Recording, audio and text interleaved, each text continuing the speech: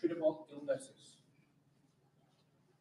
Liberia is blessed with fertile soil and good weather, yet we cannot feed ourselves. The educational system is a shameful mess. The healthcare system is a disgrace, and the justice system is a joke. We cannot even trust the government to fairly investigate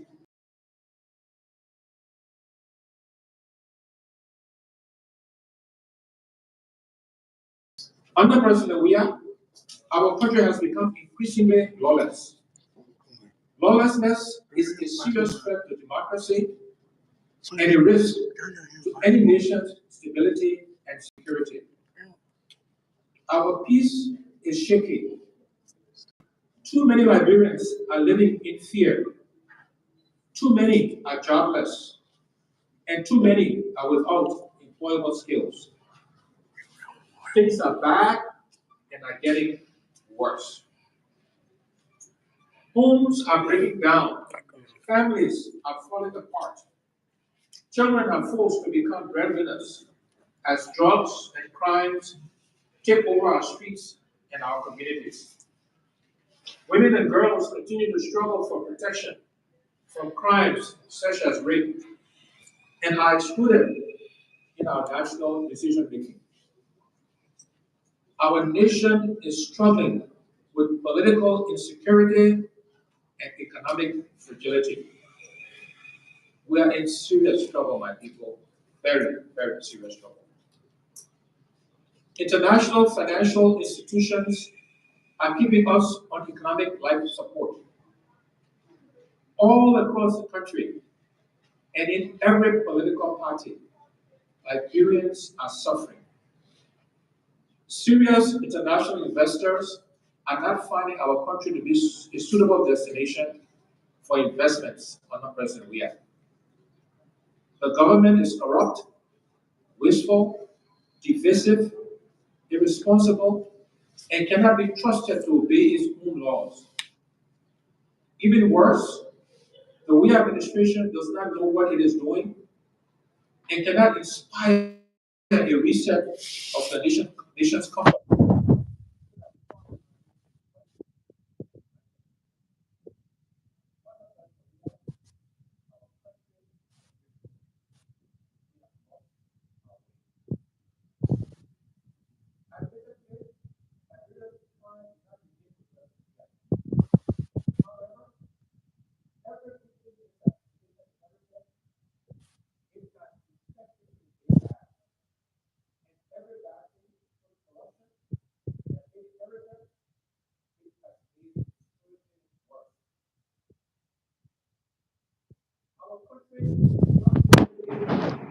Our diplomatic passports are possessed by international criminals.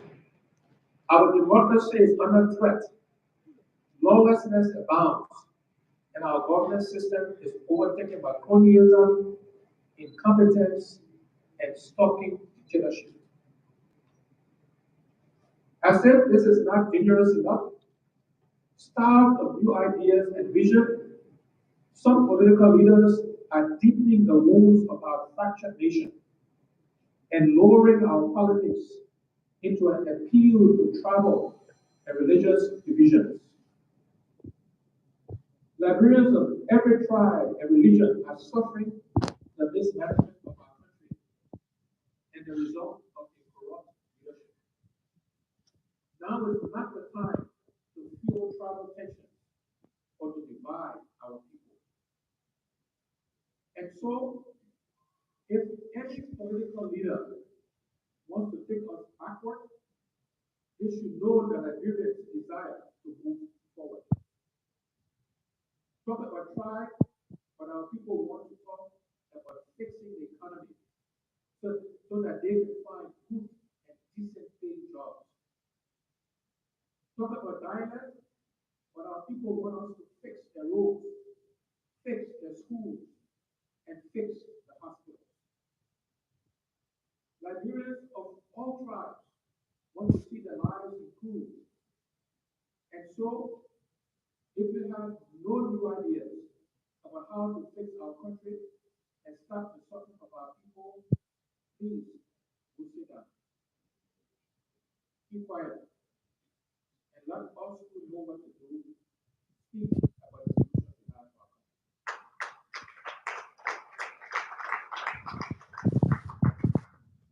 My fellow Liberians, I have worked in many foreign capitals around the world and have built accountable systems.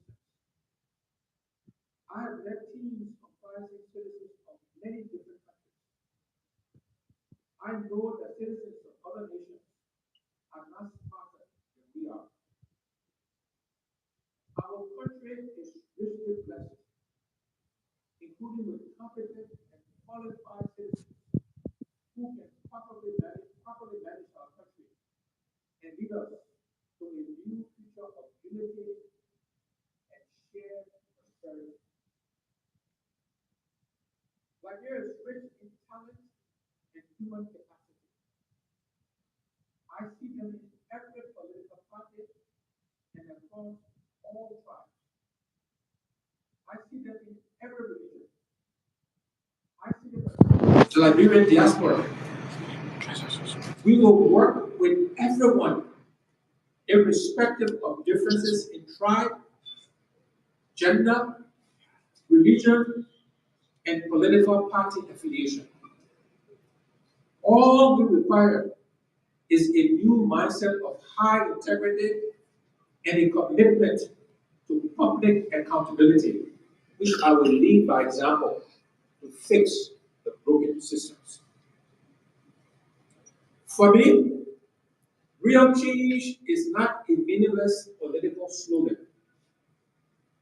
This is because I refuse to agree that we must continue to accept low standards, incompetence, and lack of integrity in the leadership of our society and our country.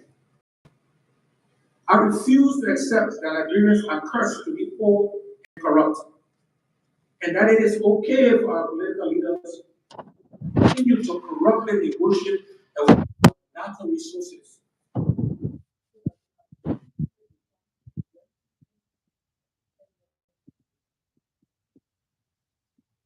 I refuse to accept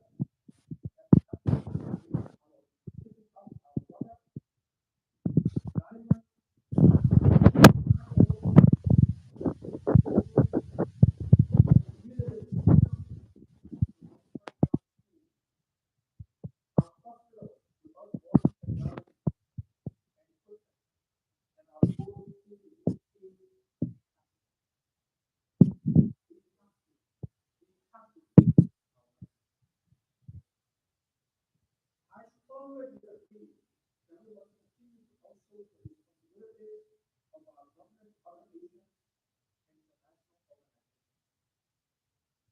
Of course, we will need and we do need international assistance, but we do not need others to do for us what we can and should do for ourselves. Liberia is not a country of God who has corrupt leaders. I'm willing for president to change this. I'm willing to stop the mismanagement of our country. I'm willing to change the selfish, greedy, corrupt, exclusionary mindset that continues to keep us poor, our government corrupt, and our people divided.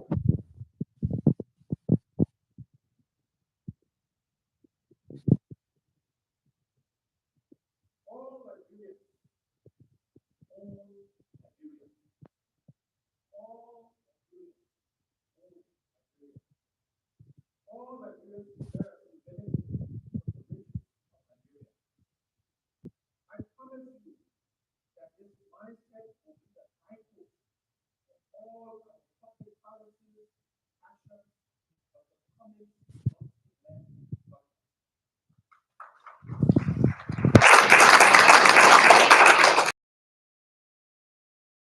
Citizens, although Liberia is old, our population is young.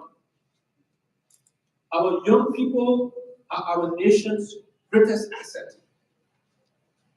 Our youthful population is dynamic, talented, and ambitious. Therefore, the key to our leadership is about empowering young people to be the torchbearers of hope and leaders of a new, inclusive, and progressive society.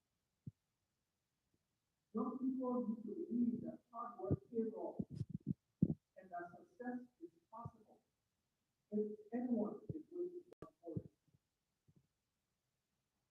At our STEM school, and across many of our institutions of learning, I see that with just a little help, very much in pursuit of excellence, our children can reach heights in life that many parents do not reach.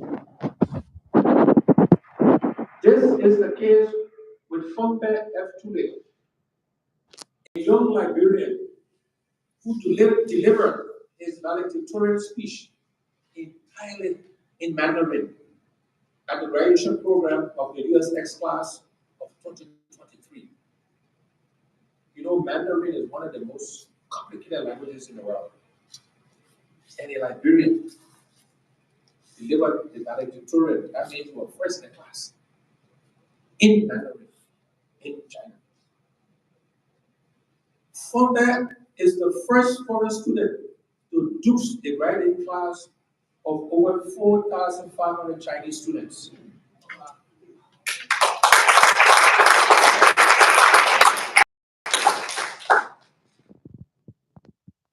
The same is true of a 9-year-old Liberian, Trey Clements, who is being celebrated as one of the best basketball players in his age group in the United States. All across our country, there are Liberians with talents and special gifts that we must find and assist to become the best that they can be, not just in Liberia, but in and around the world. My people, our young people are the link to the future we seek. This is why all of us must be very concerned about the growing drug epidemic that is sweeping our nation, undermining our nation's future, and killing our children. Such is this inhumane crime that is mostly targeting our young people, that nowhere, not even school campuses, appear to be safe and off limits to the drug peddlers and their enablers. Today, let me put the drug traffickers and enablers on notice. We will come after you for what we're doing to our children and to the future of our country.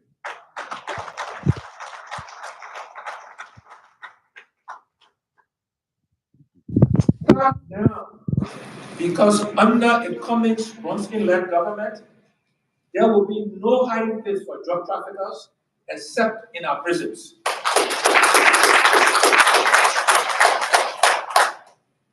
And to those who are already addicted, help is on the way.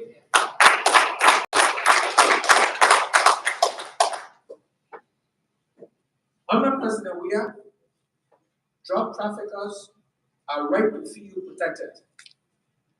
The Weah-led government has done a lot of bad, corrupt, and incompetent things. But to have mismanaged the $100 million drug bust prosecution the way it did, it will effectively inspire the interest of our nation and its children. For this government to set the drug traffickers free is an unforgiving national sin. It is a disgrace of historic proportions. They say, curse is upon the dog that only barks after the rogue has left. It's upon the government that will declare a so-called state of emergency on drugs after helping cocaine traffickers to freely walk away.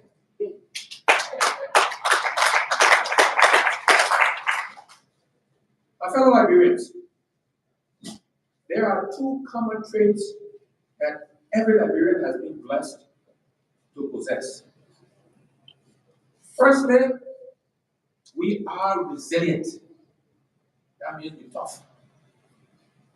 That means we're strong. We are resilient. However difficult the situation may be, we always find a way to make it through.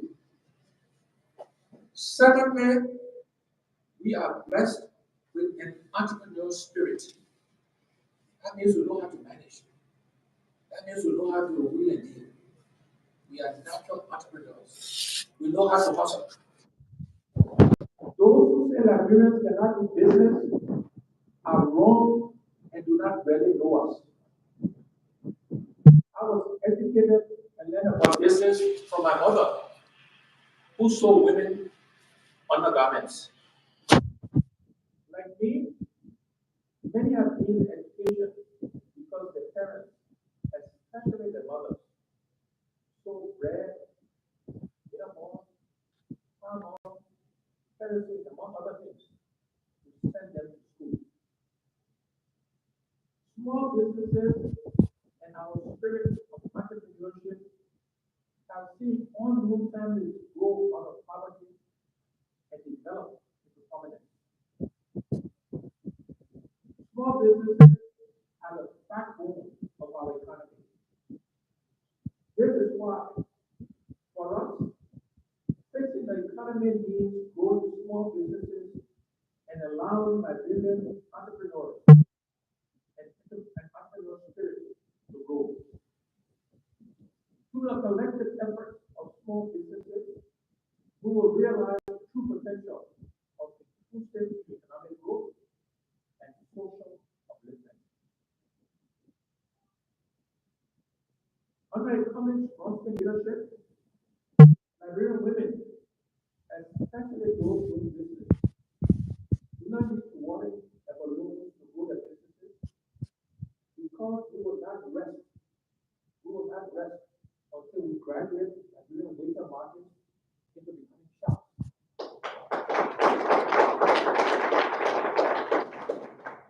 And push Liberian shop owners to become owners of stores. We want to see Liberian petty traders become wholesalers, distributors, and importers. There is nothing wrong with a Liberian getting rich through hard work and honesty.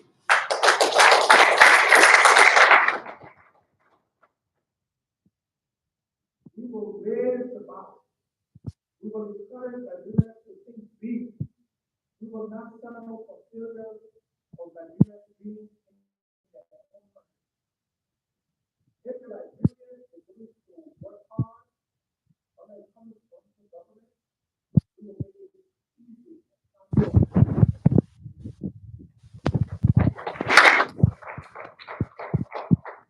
This too is what we are determined to take about our life. From sports to business, from science to art, success in Liberia will not be considered from only it will be a real possibility for all who are waiting God. We will provide access to resources, mentorship, and financial support to turn ideas, dreams of Liberians into reality. We will foster technological advancements to bridge the digital divide so as to run our country into real 21st century. We will challenge our universities institutions of higher learning to undertake research. We must expand the creativity, imagination, and innovation of professors and students. Through support for research and development, we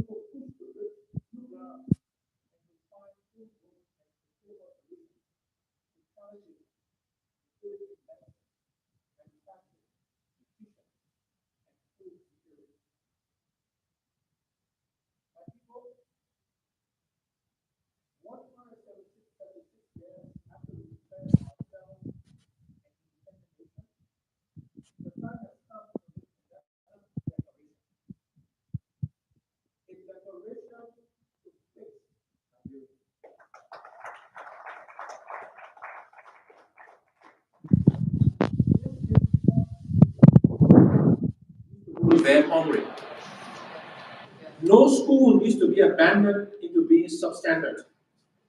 And no public hospital needs to be without medicines, modern technology, and equipment to tend to the sick and prevent the outbreak of diseases. With a new mindset and the right leadership, which we will provide, we will open Liberia to serious international investors. We will create disciplined jobs and stop the reliance on government to be the biggest employer in our economy. We will grow the economy by growing the private sector and actually increasing the budget so that more will go to those who deserve it the most, and not as currently structured, where the president, vice president, speaker, president, and deputy speaker take out more from the national budget than schools and hospitals.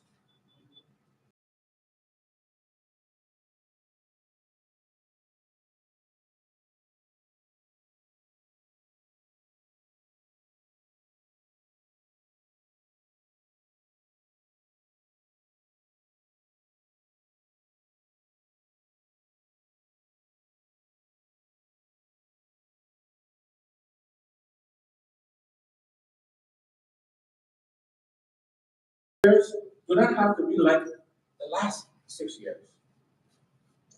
The heartbreaking poverty of Liberians we are seeing everywhere in our country, the mismanagement and corruption in government, and the repeated neglect and abandonment of the Liberian people by those elected to serve them must not be allowed to continue. None of the exclusions, inequalities, and injustices Liberians are confronting today need to be the reality of our children and grandchildren tomorrow. We must and will fix our country. The real work to change the direction of our country and improve the living conditions of our people, which must be led by the president, is a difficult one for which leaders need to be physically ready and mentally strong. We are ready.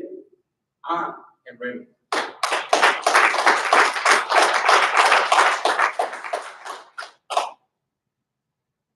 I did not come to politics to get rich.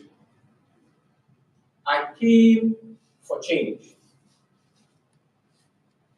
After a successful career in the private sector, I have come to join the honest efforts of others to change our country for the betterment of all Liberians. If all of us just set aside and give our country only to the politicians who are looking to take care of themselves and their families, nothing will change in our country. A lot has happened to me since I started raising my voice for change. I have been lied on, conspired against, falsely prosecuted. But God knows the intentions of my heart. And so, He has steadily guided me and continues to protect me from those who do not want things to change because they believe their time has come to chop the elephant meat. Even if Liberia were before the elephant meat, Liberia is no longer that. Plus, the only time that is upon us now is the time for change.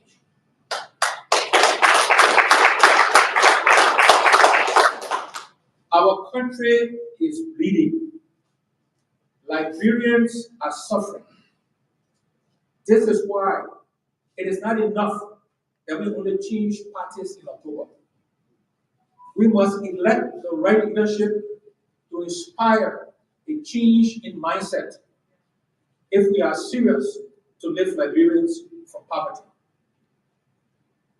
We must make Liberia a better place for all Liberians.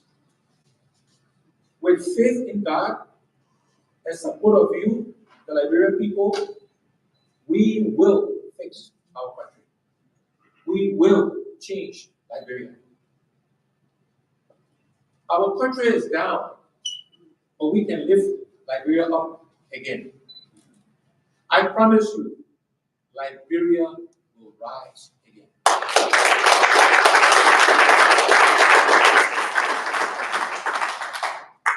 Our nation is fractured, but we can be healed, reconciled, and united. We can find ourselves again, not as tribesmen and women, but as equal citizens. We have fallen behind other nations, but we can run and must run faster to not only catch up, but to surpass them. We can do this, my people, we can do this. After all, we are Liberians. We are Liberians. There is nothing we cannot do with the right leadership and mindset. I am ready. Councillor Bronskin is ready. I know that Liberians are ready. Because if we do not fix Liberia, who will fix it for us? If we do not fix it now, when will we fix it? Real change is coming. Liberia deserves better. Liberians deserve better. God bless you. God bless Liberia.